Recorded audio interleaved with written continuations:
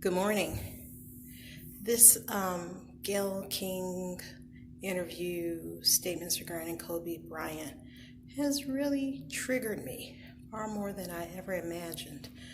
Uh, I have lost someone very dear to me, and during our bereavement, we had some mess going on.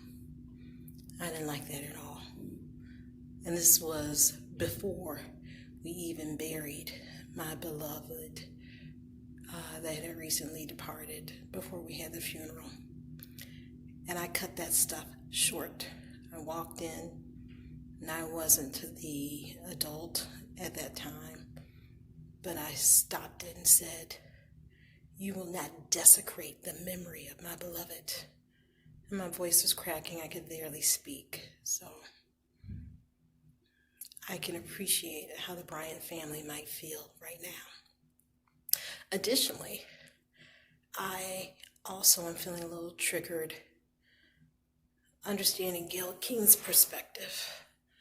I have been on the backside of social media where I was plagued with people saying a lot of negative things. I found myself balled up in a little ball saying, "What did I do? That wasn't my intention to generate that." And it's a horrible feeling. It's a hard pit to crawl out of. I'm confident she can do so. I do encourage Miss King to simply redo a video to honor the dearly departed, and to apologize to the family and those who love the recently departed.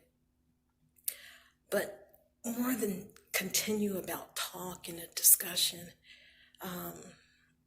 since Kobe Bryant's death, I've learned so much about the remarkable man that he is. It got me up at the gym this morning.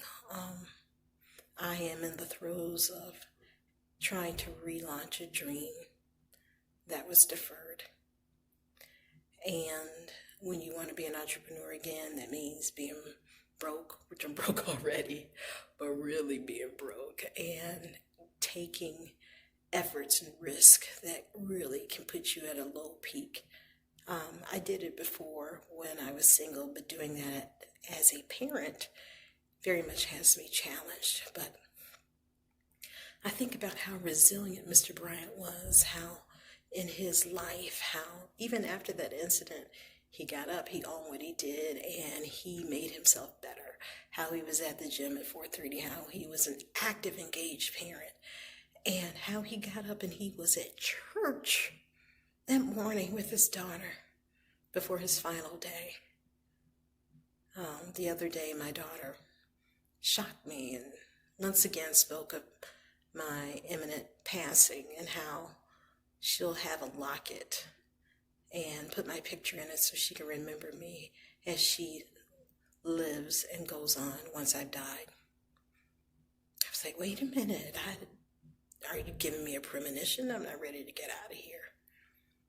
But everyone has that last day. We don't know when that will come. But are we ready? Are we finished with our dash? That's the question. So we have to determine what's deterring us and break those chains and figure out how to be resilient again. So in honor of Kobe Bryant, I think he was a very resilient person, as well as some other people who lived very brightly and let their spirit shine and use their talents to the fullest to honor the God in them, the divine in them.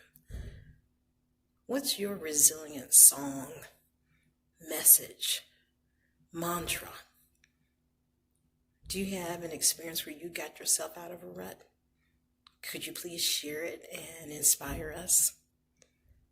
I am once again learning how to get my body under control so I can be healthy and be present for my daughter, so I can be prepared for the challenges I will face as an entrepreneur, as someone having to not only be an entrepreneur, but keep a side hustle.